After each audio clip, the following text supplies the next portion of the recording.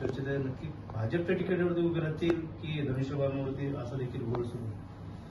नाही, शेवटी कोण कशावर उभं राहील याचा निर्णय सांगणारी मी काही अथॉरिटी नाही.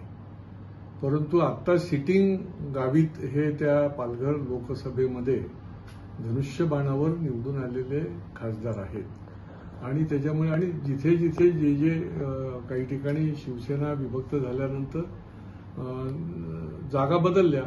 आता इकडे देखील जे धनुष्यबाणावर निवडून आले ते उद्धव ठाकरेंच्या गटामध्ये आहेत आणि या बाजूला त्यामुळे इथे कोणी खासदार नाही आहेत, सिटिंग खासदार या गटामध्ये, जरी अखंड शिवसेना असताना असले तरी. त्यामुळे त्या त्या ठिकाणी सगळाच विचार करून आणि जनतेचा कल आणि लोकांचा कल बघून निश्चितपणे शेवटी एक नक्की आहे की मोदीजींचे हात बळकट करायचे आणि 400 पार आणि महाराष्ट्रामध्ये 45 पार करायचं आहे आणि त्यामुळे त्या दृष्टीने एकजुटीने कामाला लागायचं आहे. हा मात्र निर्णय जो आहे तो पक्का आहे, उमेदवाराचा निर्णय जरी झालेला नसला तरी. सर, नाशिकच्या जागेवर देखील तोडगा निघालेला नाही. हेमंत गोडसे विद्यमान खासदार आहे. आता अजय बोरस्ते यांचं देखील नाव समोर येतं, तर भाजप देखील दावा करतात. काय एकंदरीत छगन भुजबळ देखील दावा करतात, कसं बघतात या सगळीकडे? पण 48 पार करायचे त्या संदर्भात.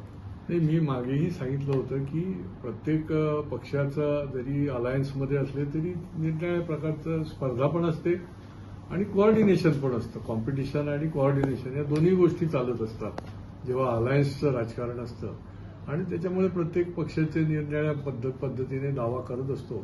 तसंच त्या ठिकाणी तो निरनिराळे पक्ष जे आहेत ते दावा करतील, परंतु जे निर्णायक निर्णय घेणारी नेते मंडळी आहेत ती योग्य पद्धतीनेच निश्चितपणे निर्णय घेईल यावर देखील सगळ्यांचा विश्वास आहे. सर, राज ठाकरेंनी बिनशर्त पाठिंबा भाजपला दिलेला आहे, मात्र यावेळेला असंही म्हटलं जात आहे की राजसाहेबांना शहाजींनी असं सांगितलं होतं की तुम्ही कमळावर लढा, मात्र राजसाहेबांनी त्याला नकार दिला आणि त्यानंतर आता ते तुम्हालाच बिनशर्तपणे पाठिंबा देता. तुम्ही या सगळ्याकडे कसं पाहता? नाही, अशा पाठिंब्याचं तर स्वागतच करायला पाहिजे. शेवटी देशामध्ये जर जगामध्ये क्रमांक 1 वर देशाला न्यायचं असेल तर अधिकाधिक पक्ष, अधिकाधिक संघटना जेवढ्या म्हणून मोदीजींच्या पाठीशी राहतील, मोदीजींना पाठिंबा देतील, त्यांच्या कामाला पाठिंबा देतील आणि ज्यांना देश सुरक्षित राहू शकतो मोदीजींच्या नेतृत्वाखाली अशा पद्धतीने वाटतं तर ते निश्चितपणे स्वागतार्ह आहे. आणि हा अतिशय ज्याला म्हणता येईल की हा ऐतिहासिक निर्णय आहे की एखादी व्यक्ती देशाच्या करता एवढं मोठं काम करते तर त्याला खुल्या मनाने आणि खुल्या दिलाने अशा प्रकारचा पाठिंबा एक राजकीय पक्ष देतोय ही निश्चितपणे स्वागतार्ह बाब आहे. मनसेच्या लोकसभेच्या महायुतीचा बिनशर्त पाठिंबा आहे, मात्र मुंबई मनसेचा पाठिंबा महायुतीला पोषक ठरणार का इतर महाराष्ट्रात देखील? कुठलाही पाठिंबा जो आहे तो त्याच्यामध्ये ऍडिशनच होत असते आणि त्याच्यामुळे निश्चितपणे मुंबईलाच नाही तर देशभरामध्ये देखील निश्चितपणे त्याचा एक वातावरण जे आहे ते निर्माण होण्याला पोषक ठरत असतं. सर, मनसेचा पाठिंबा दिल्यामुळे अनेक मनसैनिक नाराज होऊन राजीनामा देतात, तर भाजपच्या लोकांनी देखील मीरा भाईंदरमध्ये अशाच प्रकारचं आहे ते पक्षप्रवेश ठाकरे गटात फार केलेला आहे. नाही, काही वेळेला आता भाजप एवढा मोठा पक्ष आहे की काही वेळेला त्या स्तरावर काही मतभेद असतात आणि त्या रागातून देखील काही वेळेला अशा घटना घडतात. याचा अर्थ आपल्याला व्यापक स्वरूपामध्ये असं काही झालेलं आहे असं आपल्याला करून पण चालत नाही आणि त्याच्यामुळे व्यापक स्वरूपामध्ये हा फार मोठा हिताचा आणि स्वागतार्ह असा प्रकारचा निर्णय. सर, याआधी देखील आपण जर पाहिलं तर राज ठाकरे यांनी उत्तर भारतीयांवर अनेक वेळेला आरोप केलेले होते. आता जे कालचे जे भाजपचे पदाधिकारी किंवा कार्यकर्ते जे होते ते देखील उत्तर भारतीय होते, तर त्याचा काही फटका भाजपला पडू शकतो असं वाटतं का? नाही, कुठलाही फटका पडणार नाही आणि याही पूर्वी या मुद्द्यावर आमच्या राज्यातल्या नेत्यांनी देखील योग्य पद्धतीच्या प्रतिक्रिया दिलेल्या आहेत आणि त्यामुळे असं एखाद्या ठिकाणी काही होतं याचा अर्थ सर्वदूर सगळीकडे याचा काही फटका पडतो असं नाही. निश्चितपणे अन्य मराठी भाषिक सोडून अन्य भाषिक देखील त्यांनी देखील या सगळ्या निर्णयाचं जे आहे ते मोठ्या प्रमाणात स्वागतच केलेलं आहे. मोदींना पाठिंबा दिला, मग थेट महायुतीला तसा पाठिंबा अजून बोलले नाही. मात्र या संदर्भात पुढील कशा प्रकारचे कार्यक्रम असतील, मनसे अध्यक्ष राज ठाकरे हे जर सभा घेतील तर कशा प्रकारची सभा असणार आहे, या मोदीकडनं त्यांना कशा प्रकारचे ज्या पद्धती सभा घ्यायची असेल त्यांना सुचवलं जातं. शेवटी ते राजसाहेबच स्वतः तो निर्णय करतील कशा पद्धतीचा. याच्यामध्ये मी जो भाष्य करणं हे योग्य पण नाही, परंतु त्यांचा मोदीजींना पाठिंबा आहे याचा अर्थ जो म्हणून या ठिकाणाहून निवडून जाणारा, मोदींचे हात बळकट करणारा आहे, त्याला निश्चितपणे याचा मदत होणार आहे. त्यामुळे ताकद देखील ठाण्यात वाढत आहे. देवेंद्र फडणवीस देखील आले होते आणि त्यांनी देखील सांगितलं की या विभागाचं भाजपचा एक प्रमुख पक्ष आहे ठाण्यामध्ये आणि त्यामुळे लोकांची ताकद देखील पाठीशी उभी राहताना आपल्याला पाहायला मिळत आहे. त्यामुळे कामकाजाला लागा, चांगल्या प्रकारचं ह्या कार्यालयामध्ये काम करा असं देखील, आणि बिझनेस नसून हे कार्यालय असं देखील सांगितलं. काय सांगतो? नाही, निश्चितपणे तमाम हजारो कार्यकर्त्यांना अतिशय समाधान आणि आनंद झालेला आहे. कारण की ज्या पक्षाने या ठिकाणी पागडीचं कार्यालय देखील आम्ही बघितलंय स्टेशनच्या जवळ गुरुप्रेरणामध्ये, तिथून आम्ही ओनरशिपच्या कार्यालयात गेलो आणि आता तर भव्य दिव्य अशा कार्यालयात गेलो. परंतु कार्यालय फक्त मोठी होत गेली नाही, तर पक्ष देखील कार्यकर्त्यांच्या ताकदीवर मोठा झाला आणि जे संख्या होती ती संख्याबळ देखील वाढलं, कार्यकर्त्याची संख्या वाढली, पक्ष जो आहे तो लोकाभिमुख झाला आणि वार्डामध्ये आणि बूथमध्ये भारतीय जनता पार्टी जी आहे ती पोचली.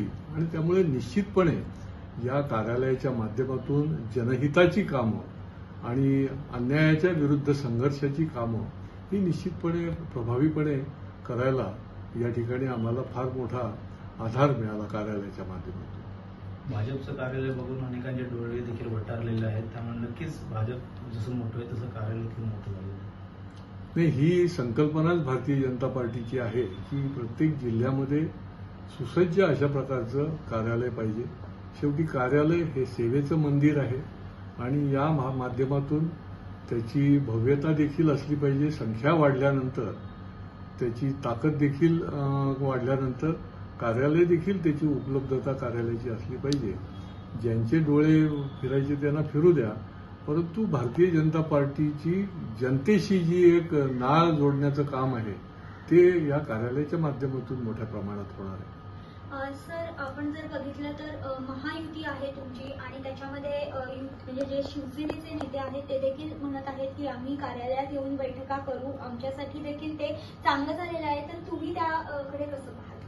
नाही, निवडणुकीच्या काळामध्ये महायुतीतल्या अनेक घटक पक्षाचे कार्यकर्ते जे आहेत ते एकमेकांच्या कार्यालयामध्ये जाऊन निश्चित रूपाने बैठका घेतात आणि आमचं कार्यालय तर मोठं कार्यालय आहे की ज्या ठिकाणी एखादा छोटा मेळावा देखील घेता येईल अशा प्रकारची पण रचना आहे. त्याच्यामुळे त्याच्यामध्ये काही आम्हाला वावगं वाटायचं काहीच कारण नाही. सर, ठाणे असेल, पालघर असेल, नाशिक असेल, अजून देखील उमेदवार जाहीर झाला नाही. तर कल्याणमध्ये स्वतः उपमुख्यमंत्री देवेंद्र फडणवीस आणि श्रीकांत शिंदे यांच्या नावाची घोषणा केली. तसं बघतात त्या ठिकाणी महायुतीच्या मेळावे होत आहे, मात्र नाव घोषणा जर तुम्हाला जर पक्षाने जर संधी दिली तर तुमचं देखील नाव चर्चेत, मात्र तुमचं कसं पाऊल असणार पुढे? पक्षाने मला संधी दिली तर मी आनंदाने लढायला तयार आहे, लढायला पण तयार आहे, जिंकायला सुद्धा कार्यकर्त्यांची ताकद जी आहे ती निश्चितपणे त्या ठिकाणी जनतेच्या आशीर्वादाने मिळेल आणि त्याच्यामुळे संधी मिळाली तर आनंदाने मी लढायला तयार. मात्र असं देखील बोललं की हा बालेकिल्ला हा शिवसेनेचा आहे, मात्र जे सिटिंग सीटचे होते ठाकरे गटात गेलेले राजनीतीचे, त्यामुळे सध्या तरी त्यांच्याकडे अजून चेहरा समोर येत नाही. त्यामुळे मागच्या वेळेस आनंद दिघेंचं गणित कसं असेल, प्रकाश परांजपेचं आणि आताचं गणित वेगळं बदललेलं आहे, याकडे कसं बघतो? नाही, निश्चितच 25 वर्षापूर्वीची गोष्ट शेवटी 96 साली धर्मवीर आनंद दिघे साहेबांनी, रामभाऊ कापसे त्या ठिकाणी सिटिंग खासदार होते, त्यांनी एक गणित मांडलं त्यांच्या पद्धतीने. शेवटी जो पक्ष आम्हाला कसं मिळायला योग्य आहे हे मांडत असतो आणि त्यांनी नगरसेवकांच्या संख्येचं गणित त्यावेळेला मांडलं आणि त्या दृष्टीने युतीच्या या सगळ्या वाटपामध्ये शिवसेनेला सीट त्या ठिकाणी गेली आणि प्रकाश परांजपे त्या ठिकाणी उभे राहून 3 वेळा निवडून आले.